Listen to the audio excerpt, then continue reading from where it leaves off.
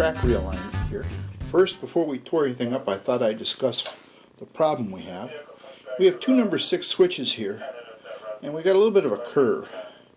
Now it seems to be this curve being back to back to this number 6 switch.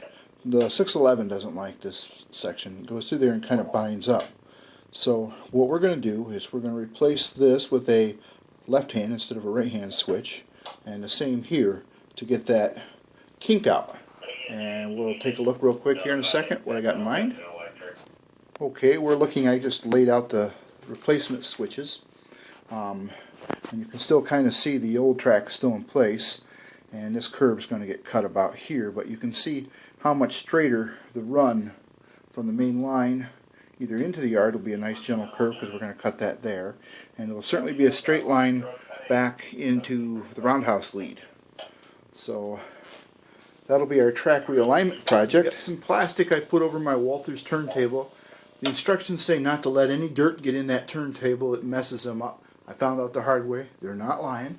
So I took precautions, put plastic over that. I got a old locomotive holding it down so we don't get any debris over there from chip and ballast, which will start happening soon. I also have a plastic put over the lift section that has the pond on it. The pond still has some not completely cured resin in it, and we don't need asteroids of flying ballast debris from our construction site, because in a little while we will be chipping it out. So far I've managed to cut the rails here, I cut here, and I cut here and back here with the Dremel, and I pulled out the nails that were holding the switch down. I've also started to dig out the 2 block feeders or yard feeders, which once the track's pulled up I'll have to unsolder them. So next I guess we'll start lifting some of that track. So I'm going to start, I made the cuts way back here for the switch. So I'm going to start by lifting my rails a little bit with a pair of pliers. I'm probably not going to use this switch again, so that won't be a huge factor. Oh wow, look at that. That piece came right up real easy. That's not cut all the way through. And I'm pretty sure what's holding this switch down are the block leads. Or the runs for the... yeah, they're what's holding it down. So, I'm going to get my soldering iron over here and unsolder those, and they're coming out in one piece. I'm going to save them just in case I need to use them somewhere else. You never know. I'm not going to have as much cleanup as I originally thought I was going to. A few things I got to do. I got to get the center ties out of here and some things. I've got to get these leads pulled underneath and marked. We're going to have new ones. And we lost one lead, it broke right off, and this may have been part of the electrical problem I was having with that first switch. Not the entire reason I tore everything out, but the beginning. So now it's time to clean up the right of way. Now we're looking at our 2 switches we're going to replace. These are eBay specials, so we don't know how good they are. I've checked them with a ohm meter, and they check out fine. But with a lot of times with older switches like this, they wear out, or you suddenly quit getting electric to say this rail or this rail. And we're going to take precautions against that before we install the switch. I wish I had learned this procedure before I started laying track this time around. Would have saved a lot of pain in the butt. A lot of times when you get a, like say this rail will not have electric in it anymore, we drill a hole on the non-flange side, like right there, and we'll solder a little wire, and then we'll drill one here, and we'll solder a wire and run it down. Underneath the layout, we'll splice them together and solder them up and tape them. But there's something we can do in advance to make sure that we don't have to go through all that baloney. So what I'm going to do is flip them over, and I'm going to show you where I've already kind of started that. Let's see here. So it's real hard to see, but I've took the basically a battery powered Dremel, and I ground out between the 2 ties here, like this spot here. You can see whether you can see the 2 rails on both sides. And what we're going to do is we're going to electrically solder this rail to that one. In other words, we're going to solder these 2 outside rail and these 2 rails. Not these 2 because they'll short, but this one, and they're the same. And we can prove that if we follow both rails down. You see here where they meet. So we know that they're the same rail. So we don't want them shortened. If they short, it would be just like a non-DCC friendly switch, and we don't want to do that. So we're going to put a jumper underneath, a real tiny one, from this rail to this rail, and then one from this rail to this rail. So we'll get a close-in view here, and we'll get on with that. Okay, I thought we'd look at our wires that I've got. These are pretty small. If you've seen any of my other videos, they are from a ribbon cable from a computer hard drive or floppy drive. They kind of look like this before I chop them up. This is a nice long one. But they're nice, small, thin wires. You can use them inside locomotives, on track. And since I have an old computer store that I run, I have an ample supply of them. So if you have one old computer laying around, save the, if it's an older IDE type hard drive in it, save the ribbon cables. If not, you might be able to find them on eBay. But in any case, what we're going to do is our first step is we're going to have to tin the wire. And that means we're going to put a little bit of solder on the tip of the wires before we solder them to the switch. And then we're going to take and we're going to tin or put drops of solder on each one of these rail spots here. That's kind of hard to see on the camera, I know, I'm sorry about that. Before we solder the wire to it. The other tip I want to give you, as I've said before in my soldering video, if you haven't seen that, soldering for model railroaders, it would be a real good thing for you to watch. The secret to a good solder connection is hot iron. Alright, so let me set up so we can tin our wires. Okay. I have 3 of the wires here I'm going to tin. And what I've done is I've tucked them under a what we call a yo-yo or a tape measure. It's a heavy object to hold the wires from moving while I solder. So my first step, I got to check and see if my iron's hot. And I'm going to put a little solder on the iron. It melts real quick like that, then we know it's good and warm. So I'm going to put the iron on the bottom side of the wire, the metal part, and I'm going to feed a little solder straight onto that little wire I got there. Heat it for a few seconds, and we'll move on to the next. Alright, there's the first 3 already done. I got to do one more. I'm going to do that off camera. I had one that was a little unruly. So again, here's the unruly wire. We've got him straightened out. Maybe he just wanted more attention. I don't know. Okay. And what I'm doing is I'm pre-tinning the wire. I'm getting it a little warmth, put a little solder on it. It'll help it to stick better when we solder. Alright, now we got to tin the switch. We're going to tin the pieces of rail that I have exposed. Notice they're nice and clean, so I can solder to them. This is going to be a little difficult because of the angle the switch is at. Let's change that to make it just a little easier for me, and so you can still kind of see it here. Alright, now I'm probably going to melt a little bit of the ties. The idea is not to melt. To melt as little bit of the tie as you can, and I see I still have some plastic from the tie showing here that really is going to get in the way. So I'm just going to take my little screwdriver and scrape that out of there. I thought I had it cleaned up better than that, but alright, there. Now again, what we're doing is we're going to tin the rail. That means I'm going to put a little heat on the rail, and I'm going to apply solder directly between the point where the iron touches the rail, and this way we'll have a little bubble of solder, and that'll solder when we put the wire to it a lot quicker and easier this way. So here we go. We're going to tin all 4 pieces of rail here.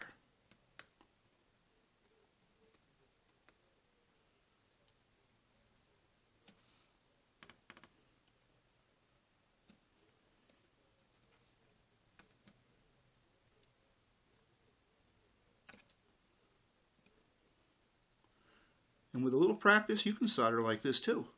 Maybe you already do. Okay, so there. Now we got little solder droplets stuck there. And I'm going to take my wires, and I got a pair of tweezers to hold them because they might get a little warm. I don't like frying my fingers over nothing. Alright, so what I'm going to do is I'm going to solder the middle 2 first. I'm going to solder this one.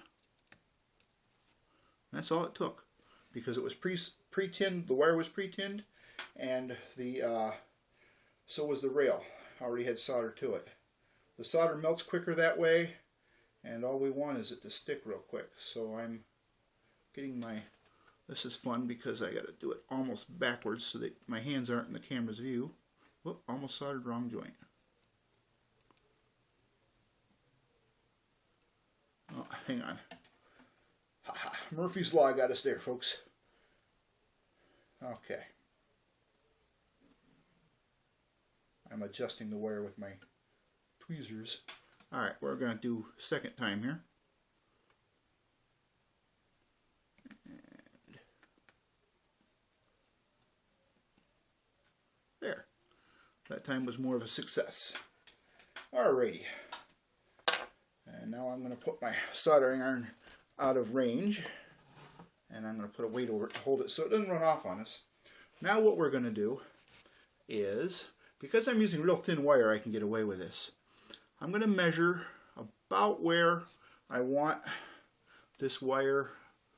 Let's see if I can get it here so that you can see it. There you go. I'm going to end up soldering right here. So what I'm going to do is I'm going to put my thumbnail there and I'm going to pull back and strip the insulation so that that much of the wire is visible. Alright, so I want it there. There you go. Oh, I didn't quite get enough off there. There, second time. Well, I got all of it off that time. Well, guess it'll work. Not what I quite had in mind. Now I'm going to have a bunch of frayed wires hanging around. But, okay. So, let's see, you can see it. So what I'm going to do is I'm going to set my tweezers here to hold that wire down. It's frayed because it's stranded. So, what we've got to do is twist these wires up. All right, I'm going to twist them up here. When you weren't looking and the camera was off, I twisted the wires and got them kind of straightened out. They'll behave much better for us like this. So now I'm going to use these tweezers to hold the wire in place. And now I'm just going to heat that ball of solder that I already put on that rail a little bit. Much easier to do when there's no camera watching. Not sure if that took or not. I believe it did. One way to check. Yeah, that's good. I'm tugging on it. It's good. So then what we're going to do is we're going to trim.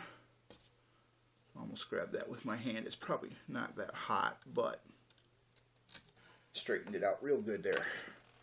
Alright. So next we got to do the other rail or wire in the same way. So I'm going to mark, I want to strip it right about there. Now I got a pair here, but they're a little bit fat for this. So I'm going to squeeze it right about, put my thumbnail up against the pliers, and there, we have it insulated. Now again, my little friend the wire here is, boy, this works so well when I'm not doing it on camera. But as you can see, I got frayed wires. So what I'm going to do, I'm going to twist them up like I did the other one. There. And another good reason to twist them, we're going to trim them, but if they're twisted together, they won't fray out and fall on the floor as much. That's really bad when that happens because then it gets in your foot. And I tell you what, you haven't lived until you've had one of those wires in your foot from a soldering project. Okay, so before I do much more, I'm going to tin that wire. I should have tinned the other one first, but I thought I've done this enough. I can take a shortcut, and that'll show you what shortcuts do, even for those of us who know. Now again, you notice I'm soldering a good length of that wire, even though I plan on trimming it, because I don't want the wire trimmed. Once it's trimmed, I don't want it unraveling and pieces of those wires falling down, and again they'll get on the floor, and sure as can be they'll get in my foot. Been there, done that, don't want to do that again. Alright, so we've got the tinned wire there, and I use nail nose, or the toenail, yeah, the tweezers to hold it down. There, soldered. Now all I got to do is trim it. And this one will be done. So we'll hold it up, and without chopping the tie off. There we go. Now the other thing we got to do is, if you're looking, you can still see my little wire guy here. So I'm just going to push him down carefully enough so that he sits between the ties. Now that one you can hardly see, and this one you see. But after the track's painted for weathering and the ballast is in, you won't see that connection at all. And we can get rid of this piece of garbage. So I'll do the other switch and then we'll go put it in. Before we do that though, some modelers I've known will take and do the same on these rails. They'll connect this rail to this rail and then this rail over here to that one. I'm not going to do it because in this particular application I have to cut the rails real close to each other to get the two switches in the spot I want. And that's going to leave very little room to work. Actually, I did cut ties off my other switch for that purpose, and that was this one. And unfortunately, it's left a tie missing, which is really going to show. I could put the wires, I may even do that just because I've got it open. But the reason I was worried about doing this is because these two rails are so close to each other that if a wire, one of the strands of wires flakes over to the other one, that's going to be a dead short. That'll be the same thing as a non-DC friendly switch. So we don't want to. So I'm going to skip that. If I lose power beyond this switch, I'll run runners underneath the layout. But we fixed the problem where it most commonly occurs, and that's these inside rails here losing power. Well, that goes under the paper. Doing a wonderful job. These two here are the ones that use power. Now, I also have a way, which we're going to probably see. We either saw it earlier in the video, or we're going to see it next. Sometimes these guide rails here, or point rails, I guess they call them, they lose connection. What happens is this rivet here will get loose, and you can see this rail moves a little bit. I'm rocking it back and forth, and that means this electrical connection is going to get loose. And I found a really neat thing called wire glue, and all we do is we strip wire, kind of like we did underside, but it's real hard to solder in here. But I put the wire glue here. I run the wire a little loop around here and here, and I use a little bit of that black wire glue, which is conductive glue, and when it dries it still conducts electricity, so it's like solder, but it'll hold that wire in place, and it doesn't require any heat. So you either saw me do that either before this in the video, or it'll be that episode on how to fix switches like that will be right after this. So now the switch is ready to be installed. Alright, we're now entering the tedious portion of this project, and we've got to get rid of this ballast here that was in the middle between the ties. So we need a clean surface to mount our track to, and this is how I do it. Just little taps. I'm not tapping hard on the hammer. I'm using a large hammer and a even larger screwdriver. Just not the size is important, but the width of the blade is more important than the size. I'm trying not to tear up the roadbed too much. One less thing that I got to replace. It goes kind of quick. It's kind of a nice job to be doing when you got music going. And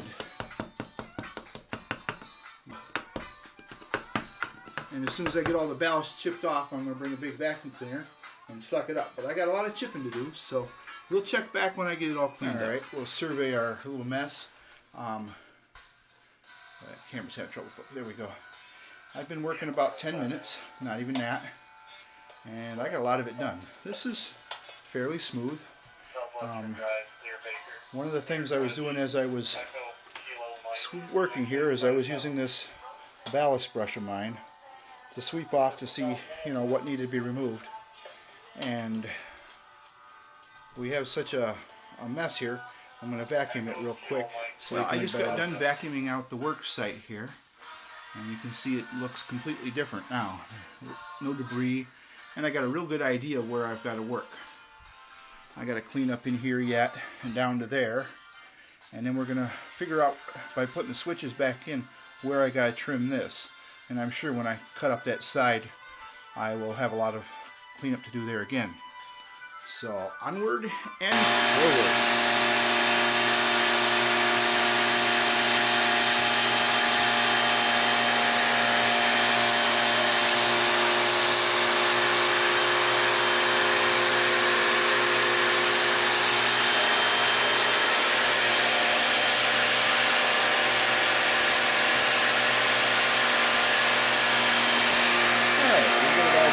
Now from where the main line is going to start all the way down here to where the yard is. I ended up pulling up the rest of the siding. It was barely there anyway, and it came up real easy. Make it much easier to lay all the track. Now we're going to start doing some fitting. And we still got a little cleanup. We've got to clean up the end joints here and over here where the other switch once sat. And we'll be ready to lay track here pretty soon. Okay, even though I cut this with the Dremel and the cutoff, I always sand it down. I sand the top of the edge here, going back and forth this way to take any burrs off. Then I sand up against the inside of the rail and the top of the rail where the spikes would normally hold it down, because that's the flange way. I want to make sure that's nice and smooth. I'm not taking any shortcuts. This is the yard lead I'm working on, and it's more important than the whole main line if you think about it, because almost all your trains originate from the yard or end in the yard or a yard. So we got those cleaned up pretty good. Alright, another thing I thought I'd point out, this rail had been previously weathered. You can see it's black along in here, and it's real shiny here. Where my connector's going, I'm going to solder. I took a little wire brush on the end of a Dremel and I cleaned that up pretty good. I also did this one. The back side didn't get weathered on my layout because that faces the wall. But because this track had been used before, it had already been weathered. So I had to clean that up so that when I soldered, I get good connectivity. We don't want the trains coming to a halt. That's really a pain in the butt. Okay, now we're going to solder up this piece of track before it goes on the layout. A lot of times I solder it on the layout. But sometimes when I'm working on areas that I'm relaying track on, if I can, I'll solder it before. I got a much flatter surface to solder the rails on. So we're just going to, a little bit of solder.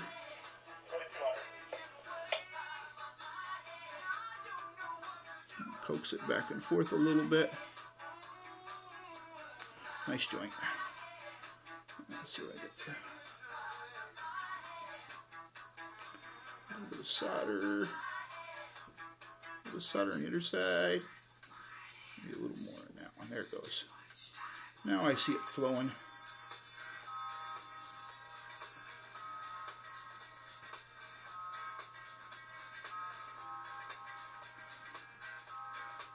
Kind of got a solder bubble on that side. I'm trying to work it out. There he goes.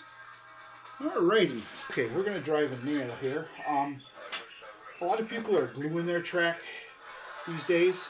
It actually drives me insane to think of that. I'm not saying that I'm 100% right. I've just been doing it this way for years. I can take my track up and adjust it if it gets wrong. But there's a proper way to do it and an improper way. If you drive that nail down too far, it'll pinch the railroad tie, and that causes the rails to curl up and in, changing the gauge of your rail. So, the way I do it is I get it down yay far, and I don't know how much this you can see. I'm using a bolt for a punch,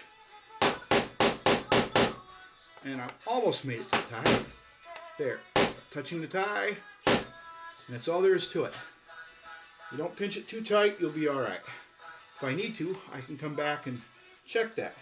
In fact, chances are later tonight I'll be running trains. Someone who glues their track down, they have to wait the next day to find out if they messed up.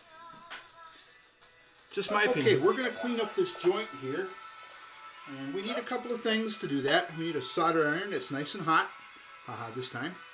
A pair of needle nose pliers, and we're going to use some fresh solder.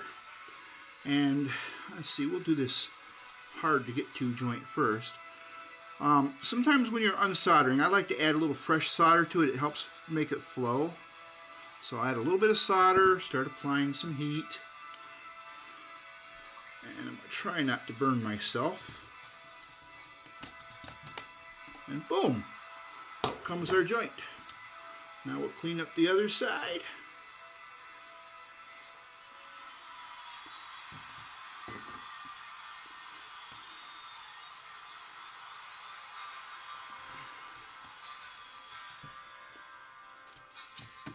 And there it goes, just like that. Okay, we're going to measure this piece of track here. And one thing I've found a pitfall, that sometimes when you measure this and you mark it and cut it, it doesn't always fit. And You know the old saying, measure twice, cut once? In this case, we're going to measure twice and probably cut 3 times. No, we're actually going to cut it twice though. I know where the rails are going to end, so I'm going to cut it a little bit longer than what I really need. I'm adjusting so that the rail that moves is all the way over. My rails actually end here, so my first cut is going to be past that spot. Alrighty. So then we're going to take and, let's see here, where can I do this? I got to find, so I don't destroy the scenery that we're not working on while doing this. Well, I'll get my little buddy over here, find my safety glasses.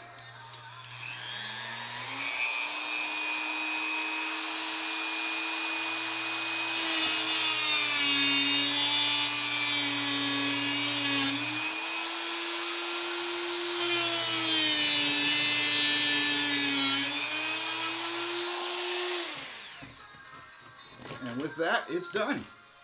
That's the first cut, by the way. So let's get rid of this piece of flex. We'll need more of it in a little bit. Okay, I got 2 connectors put in here, and it's connected at this end. We're going to look at this end, and if I hold this over, I don't know how well you can see it. Its rails are quite a ways away from the camera, so let's bring it right in where you can see it. How nice is that? Alright, so if we look at this, they don't line up, and this is why I'm making a second cut, which isn't a problem for me.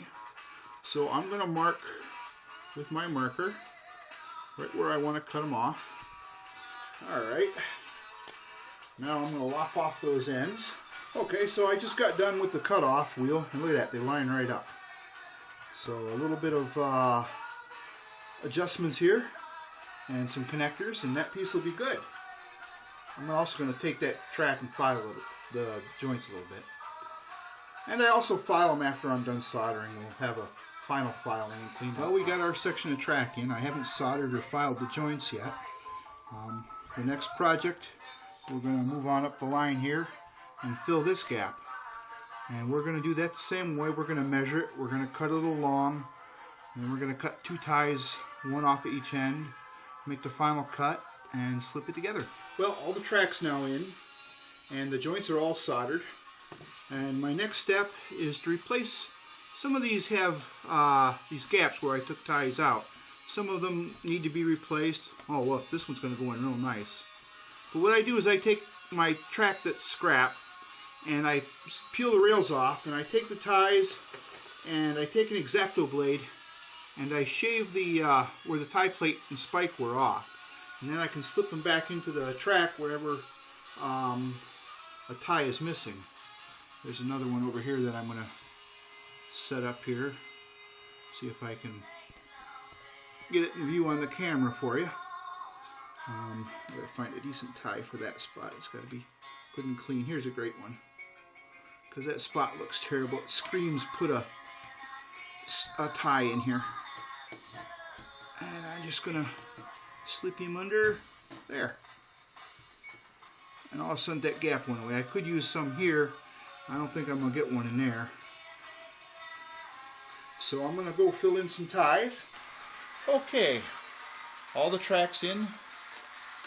Get her to focus here. All the track is in. We got the siding in.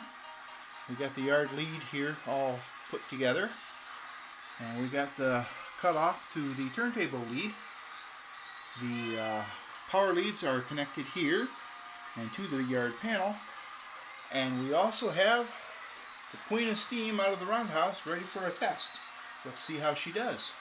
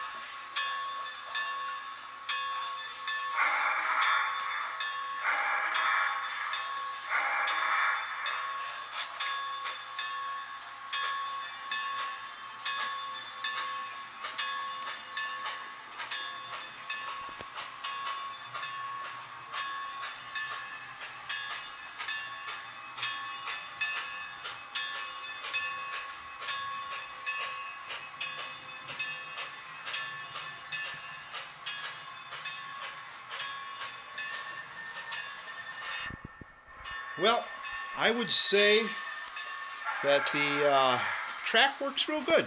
I'm really pleased with it. That engine used to bind going through the middle of that. Now she runs good.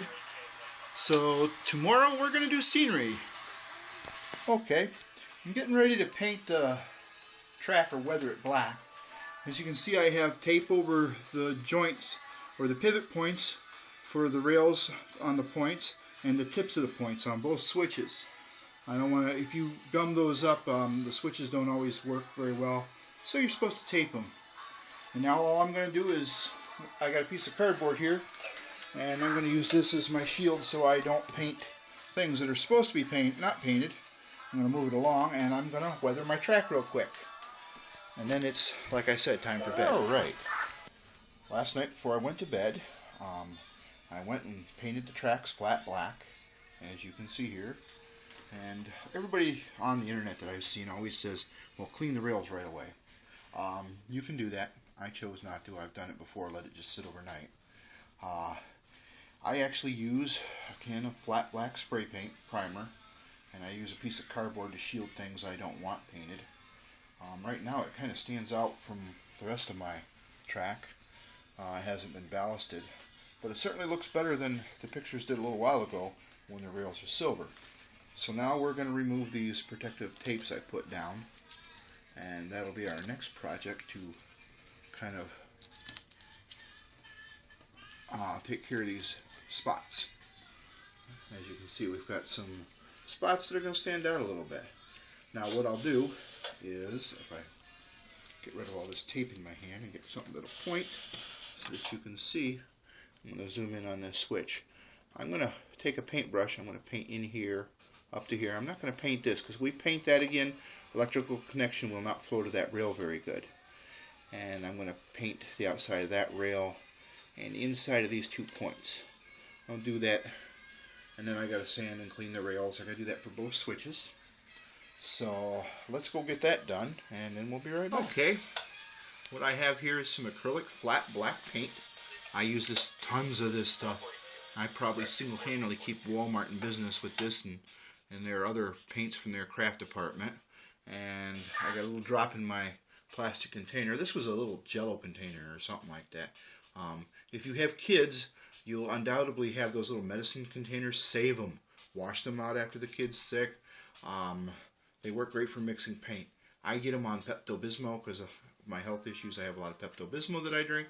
So I have tons of these things. They are just priceless. Alright, so I'm going to go paint the switches and then we'll take a look at those. Okay, the paint I painted on by brush has had a chance to dry here. And we'll focus in on one bit of it. Right up in here on that rail. Kind of around, but not over this. I didn't paint the connection, but I painted the rail up to it. It's hard to see, but back in there I painted the sides of the rail. The same with the sides here, but the top is still clean. I haven't sanded or cleaned the rails yet. I did forget to tell you about one thing, and that's these little pads I put in. Like here, there's going to be a limit switch connected to that switch for my signaling system. I can kind of show you here at the yard lead what they kind of look like. And that's what I use to run my dwarfs. In this case, it's going to not run the dwarfs, but it's going to get connected directly to my signal system. And because that's a mainline crossover, it will affect how the signals work. So I had to prepare the pad there. I have another pad here I had to prepare for the switch throw. And I had long since last night done the one on the other switch. Now, for these pads, I actually like to use N-scale roadbed. I got some, here's a piece of N-scale roadbed from a friend of mine who was in the N-scale at one time. They work great for when you got to put the Caboose Industry hand throws on. Sometimes you can use regular roadbed, sometimes you get an application like that one right there where it was just too high. It wouldn't allow the switch to, or the limit switch to sit right.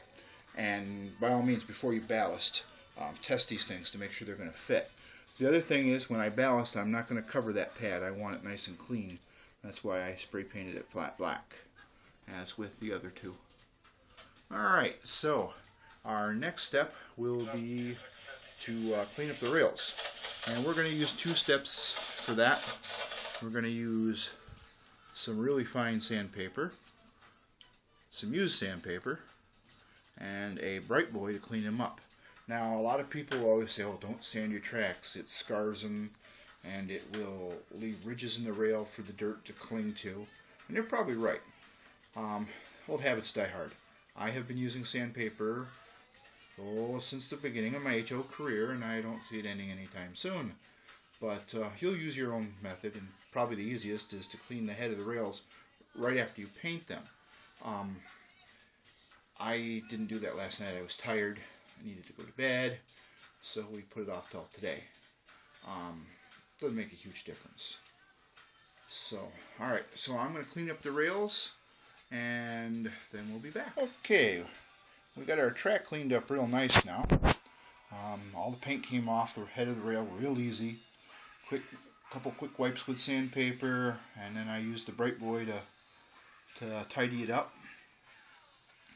Looks pretty good. Let's look at the switches there, and you can see they look nowhere near as bad as they did when the tape had left certain areas unprotected, and I went in and touched it up with a paintbrush.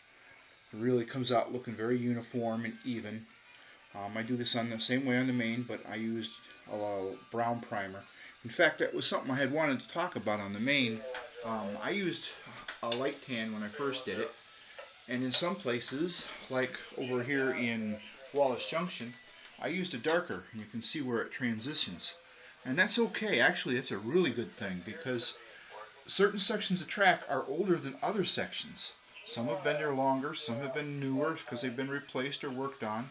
So a small variety like that every now and then is good, so they're not constant, which is another reason why I like my yard done in cinders. That was something I had wrestled with last night, to put back cinders or regular ballast, and it would show that this section had been reworked. And I thought about it, and I want it to look uniform. I want it to look like it's all original, not that I'm hiding that I had to tear up and I made a mistake and could have done a better job on my track work. But when I look down in the regular yard, it looks like an older yard with a little weeds here and there, and that's kind of what I was looking for. It's not a modern, it's a busy yard, but it's not brand new. It's been there a while, and I want that look, because my railroad, the Val Valley, was absorbed, or is just in the process of being absorbed by Norfolk Southern, which is why we have all the older Norfolk Southern power floating around. Okay, so now my favorite part of the project, scenery. We're going to do a little scenery. We're going to do a little tiny bit of bushes, and we're going to do ballast. The first thing we're going to do is we're going to apply some sand that I use brown builder sand for my dirt. And I want to apply some right up to the track through here, and eventually there's going to be more bushes because this was where the ties were on the last one before we moved them over, and this bush pile was supposed to work its way up to the edge of the yard tracks here. So I'm going to go get some brown builder sand out of my pail. I'm going to apply it, and then we'll take a look and talk about it. Pail of builder sand. I will say, I went down and got this the other day out of the basement. I got a sealed tub down there. And I brought some creepy crawlers up from the basement. Here I would have thought because it was sealed that they wouldn't have got in there, but they did. So when I do this, I'm not being real precise with this. Most of it's going to get covered up anyway. I just want to kind of thin down on some of the old black roadbed. So we're going to just...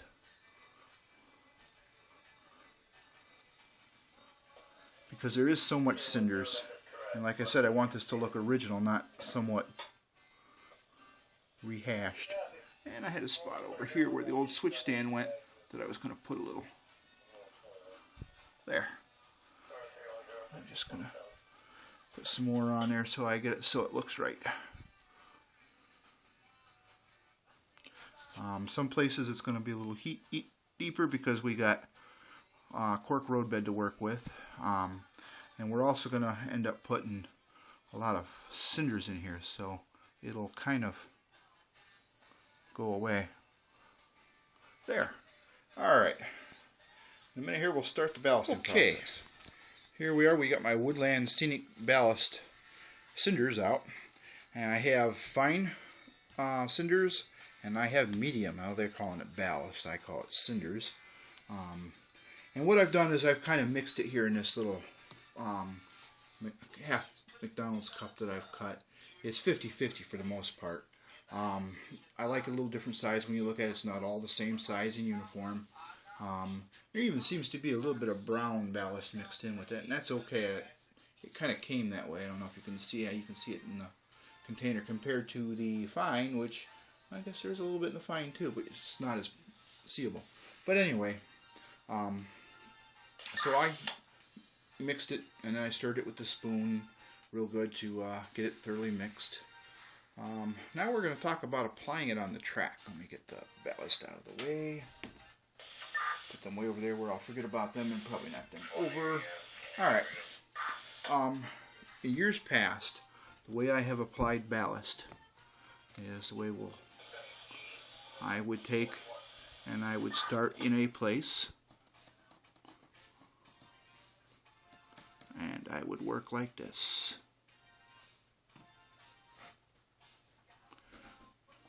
And with switches you got to be real careful because there's some places I don't apply ballast, so that's going to make it kind of interesting here. And I got a lot of room underneath the switch here where it's open inside. Okay.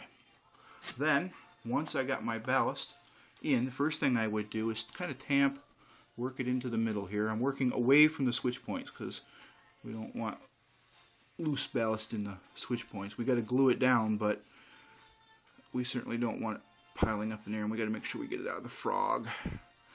Okay. Now for this edge piece. There's two ways you can do it with this really fine. I like to just tap it. Kind of like I'm tamping in real life.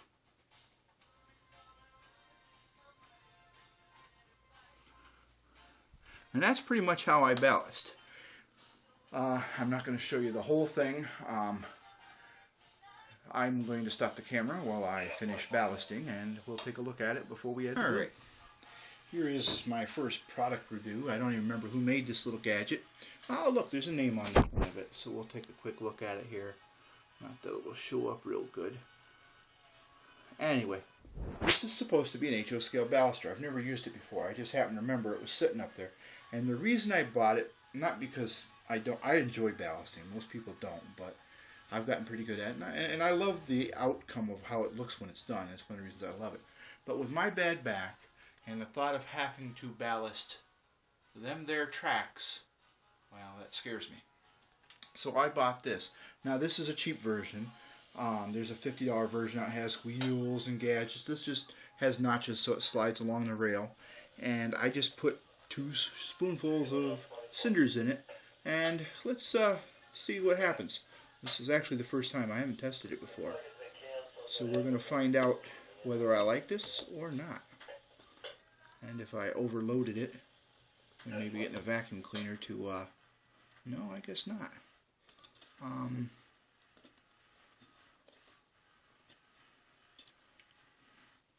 Well, I can't say as it didn't work bad. Actually, the way that looks, if you were to wet that down and glue it as it is, it would look like a section of track where they had just freshly dumped ballast. So, let's see here what happens when we work it the way I usually do. Kind of tamp it into place here. Usually I go down the middle first. Kind of sweeps the excess ballast along in its way here. See, we got a spot here where we don't have any on the edge, so I'll just sweep it over the edge. I'm going to take some more doing there, and we'll just kind of, sorry it's hard for me to hold the phone and tamp at the same time. Yeah, it's not a bad product. Did display it nicely. You still have to come along with a brush and straighten it out. I got a couple spots here where I'm going to hand shovel it in. And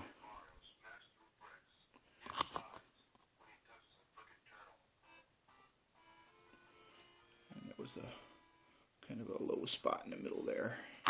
And on the far side we didn't get enough. But that was just because it ran out. I didn't know how much to put in. The thing doesn't have a lever, so I was guessing about how much to put in. Now we'll brush that out real quick here. Just gently tamp the center. Now I got some ties missing here, and every time the brush goes over that, it's going to sweep it out. So I kind of push it in and then leave it. Sometimes on the side, if it's real thin ballast you're working with, you just tamp. You don't sweep on the edges. For my heavier gray mainline ballast, you can sweep. But it doesn't work too bad. Alright, let me finish up the ballasting and then we'll talk a little bit more about it. Well, we're back and I got the ballasting, or cindering we'll call it, all done. Starting here from the main line and going all the way through to the roundhouse lead by the yard office, as well as here. I think it come out pretty good. I'm excited. It's going to look real nice when it's all said and done. Notice I haven't put in my switch stands yet, or my limit switch, which goes there for signaling. That'll be one of the last things. The other thing I'm going to do is I've got to bring my vegetation out closer to the roadbed. Originally that's what this was supposed to be, tight to the roadbed, and that'll be done after the ballast dries. Another thing that I'll do after the ballast dries is the plastic rails here and guide rails on the switch will get rusted, and the frog may as well. I've come up with a way of fixing non-DCC friendly switches, which is going to be another video. So if you're having problems with non-DCC friendly switches, look up on YouTube for my videos and see if you can find that video. Here's a switch that was done a while ago with the rusted guide rails, and another one just for looks. It looks a lot better than just plastic. It's more realistic. A lot of people don't take the time. So what we're going to do now is we're going to talk about the glue that we use. Now, first thing you do is you're going to spray it down with what we call wet water. And here is my wet water. It is a 409 bottle, almost full of water. And what I do, it's hard to see, there's like bubbles in there. I take 2 capfuls, the cap off of the top of a rubbing alcohol container of alcohol, and I pour it in there. This makes it wet water. So the first thing you'll do is you will mist your ballast real lightly, and you'll let it soak in about 5 minutes, and then you will spray it a little heavier. The reason we do a very light mist is if you spray this ballast real hard, it's going to run. The pressure of the water is going to blow it all over the place. But if you put a light mist on it and then let that soak in, it kind of works like glue for a little while. It'll help hold that ballast in place before you glue. So next, I'm going to show you all that. But next I want to jump over here to my ballast glue, what I've been using for quite a while. Here's an old Elmer's glue bottle. And where's my half-empty one? And here's one that is pretty much empty. Now, what I do is, if you look at this one, you can see that's about how far I fill the straight glue, maybe a little bit more. Straight, I use actually wood glue because it's brown in color, helps make the ballast a little darker. Some people use white glue. The white glue doesn't always harden perfectly. You can add water to it later, and then it will re-solidify and you can tear up your track. I've been using this wood glue because I can get it right here at the local Big Brand store, and it works well. I buy it in a gallon at a time, and so I look over there, it's about time to go buy another one, which is a bummer. 20 bucks worth of glue. So what I'm going to do is I'm going to fill this bottle up to about here with regular glue, and then I'm going to go mix it with water like this one is and shake it up real good. I keep 3 bottles mixed when I'm working, and then once I get them mixed, we'll show you how I wet down the ballast and apply the glue. Alright, we got our ballast glue all mixed up. One thing I forgot to say, usually we try to fill it no more than this high, so you have some sloshing room so it can mix. Probably not a must. But, so I'm going to move these down the tracks a little bit so that we can spray.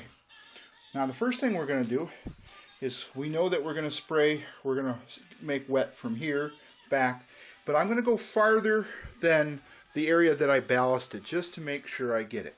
So I know that this joint was the last one, so I'm going to start here. And I am now squeezing the bottle, as you can see, but it's just a light rain. Like I said, we're just going to make it slightly damp here. Maybe if I get back farther, it would be easier for you to see what I'm doing.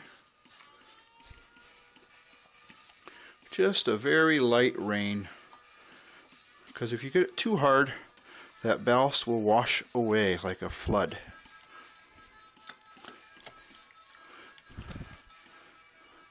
Alright, I gotta get near the weeds there where I added that other ballast. There. Now, while that is soaking in, because that's just the first application, I'm going to take two of my ballast things here and I'm going to mix them. So you don't want to watch me mix, so we'll come back when they're done. Okay, it soaked about 3 minutes while I was shaking up that Elmer's glue real good. And you can see, even though I got it pretty wet, there's some parts that aren't really wet very well and some that are. And since it's had a little time to soak, now I'm going to make it kind of rain. Still, it's going to be a light rain on this, but it's going to be a more thorough. And here you can see, I don't know if you can see it in the camera, see how that white stuff on the ties suddenly appeared? That's glue from before. I gotta get around that switch pretty good there. But you can kind of see, as I'm doing this, how the ballast hasn't really moved. And that was because I gave it time to soak in before I started the heavy rain like I'm doing now.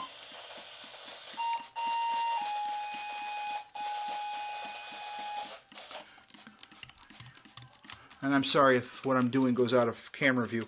This is hard to do with one hand. Okay, that's thoroughly soaked now. Now, for those of you who don't know, the reason you put rubbing alcohol in is it helps disperse the glue really well. So we're going to start applying the glue here in a second. Okay, so I'm going to put glue down the center of the rail first. And I'm just dribbling it along. Yep, we're going to have to clean the tracks. Now, you notice I didn't get real close to that switch. I don't want to get any closer than that. I don't want to glue that switch. And I'm going to put this next run right up on the edge of the ties. And I'm not going real heavy again. This is just to let it, you can watch. If you watch how that spreads out, see how it spreads out and soaks in? That's because of that rubbing alcohol that we used. Okay, we'll let that soak in. Now I got to be real careful around this switch because there's some places I just don't want glue. I've accidentally glued switches before, so they never work again. And that would have really be a bummer here. Alright, since this is really hard for me to do while I'm holding the camera, you've got the idea. I'm going to go ahead and apply the rest of the glue. Alright, I used a bottle and a quarter, well 3/4 of my mixture, and I soaked it real good. You can see that, you can kind of see the ballast has kind of turned a whitish color. That'll dry and look right when it's dry. The reason I used so much was because there were some places in this area where the ballast is real deep under the switches. And one thing you got to be real careful and keep an eye on, if you have the Walters turntable, it doesn't flow into the pit. It really messes up the gears, and when they say a thing doesn't need dirt, they're not joking. I don't know how many times I've had to reprogram it because it's got a piece of dirt in it.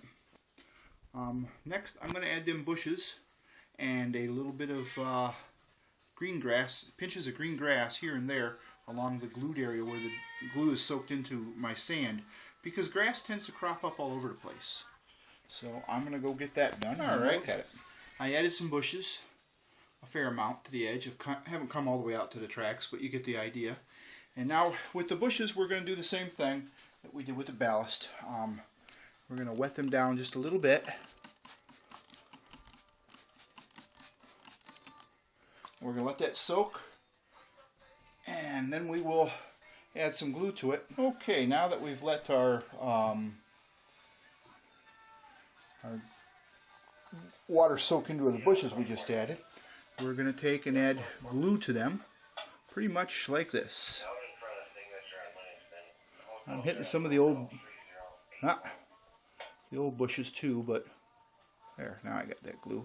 Getting the end of the bottom of the bottle here. And you can see how it bleeds in there quite nice. Whoa, okay. That's glued.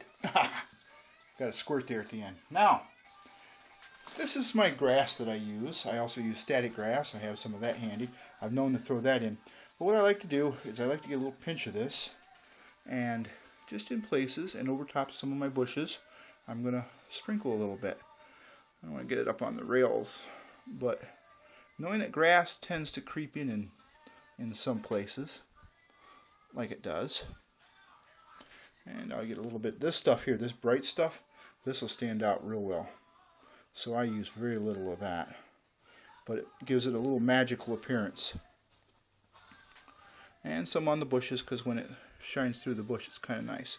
I'm going to put a little bit over here, some around here, a little bit there.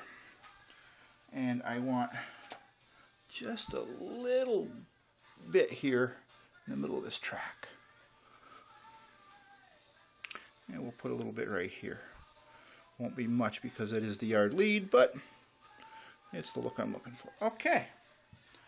And now we just got to let it dry.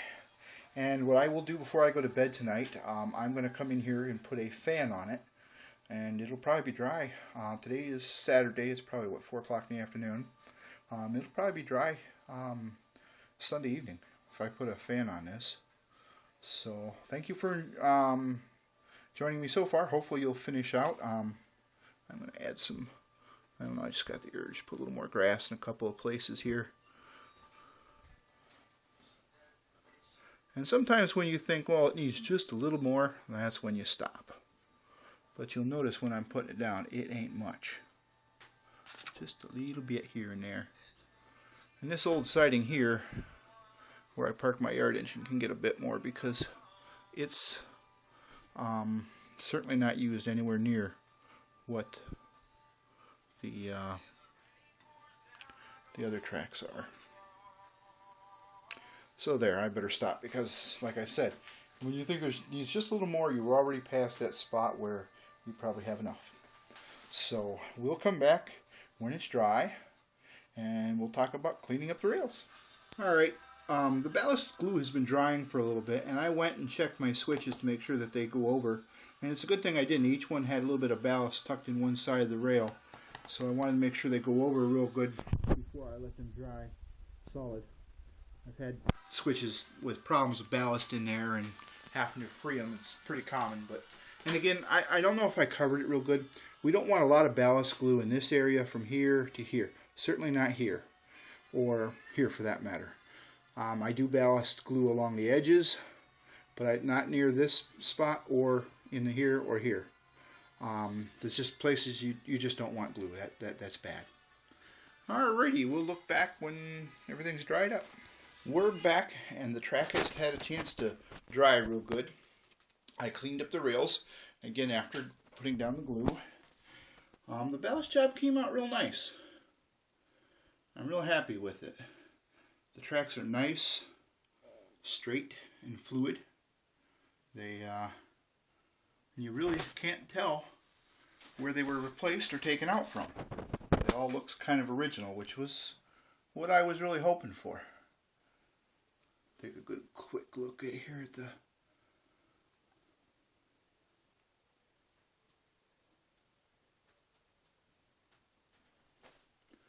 now the only thing I haven't done yet,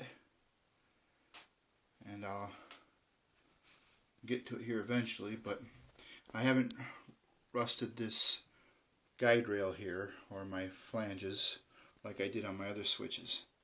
And I reused the same Caboose Industries switch stands, and this one's now painted inappropriately. It says it's green when it's lined for diverging. A little paint fixed that right up. But came out really good. I'm really happy with it.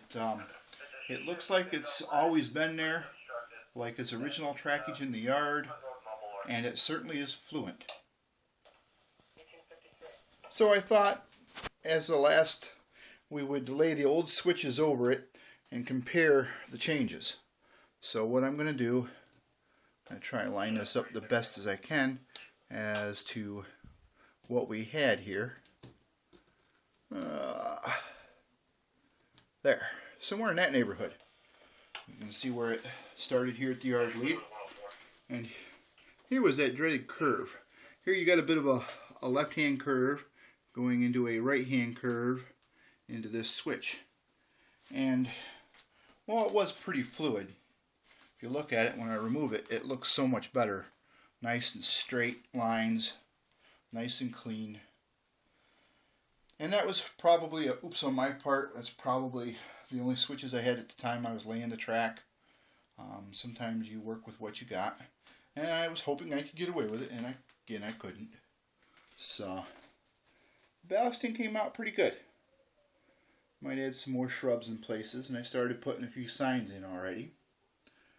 But that's about it for the project.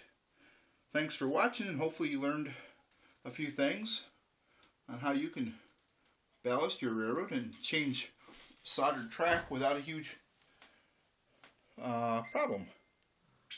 Thanks for watching.